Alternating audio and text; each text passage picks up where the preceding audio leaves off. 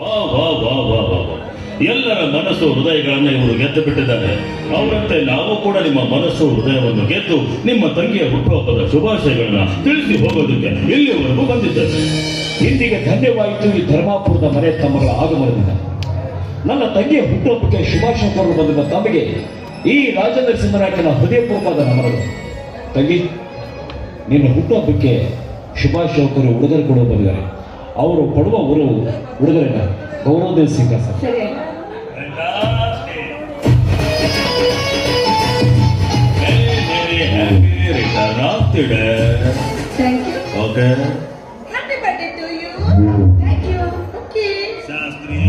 ತಿಳಿದ್ರಿಯಪ್ಪ ಯವ್ವ, ಇವರು ವೀರಾಪುರದ ದಣಿಗಳು ಧನಂಜಯ ದಳಪತಿ ಅಂತ ಹೆಸರು.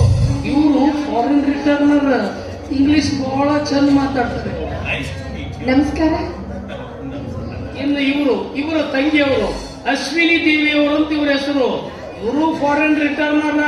ಪಟ್ಟ ಕನ್ನಡ ಬರಂಗಿಲ್ಲ. ಹಲೋ, ನಮಸ್ಕಾರ. ನಮಸ್ತೆ. ಅರೆ, ಒಂದು ಮನೆತನದ ಪರಿಚಯ ಮಾಡ್ಕೊಟ್ರೆ ಹೇಗೆ? ಈ ಮನೆತನದ ಪರಿಚಯ ನಾನು ಮಾಡ್ಕೊಡ್ತೀನಿ. ಯಾರು ಬೇಡ ಅಂತಾರೋ ತಮ್ಮ, ನಮ್ದು ನಾವು ಮಾಡೀವಿ, ನಿಮ್ದು ನೀ ಮಾಡು. ನೋಡಿ, ಇವರು ಈ ಧರ್ಮಪುರದ ದನಿಗಳು, ರಾಜ ನರಸಿಂಹ ನಾಯಕರು ಅಂತ ಇವರು.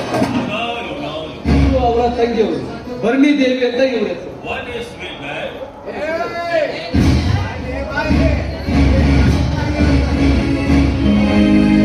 ಕಮಲಮ್ಮ, ಇದೇನಿ ಈ ರೀತಿ ಕೂಗಾಡ್ತಾ ಕಣ್ಣೀರು ಹಾಕೊಂಡು ಬರ್ತಿದ್ದೀರಾ? ಯಾಕೆ? ನಮ್ಮಿಂದ ನಿಮ್ಗೆ ಏನಾದ್ರು ತೊಂದರೆ ಆಗಿದೆಯಾ?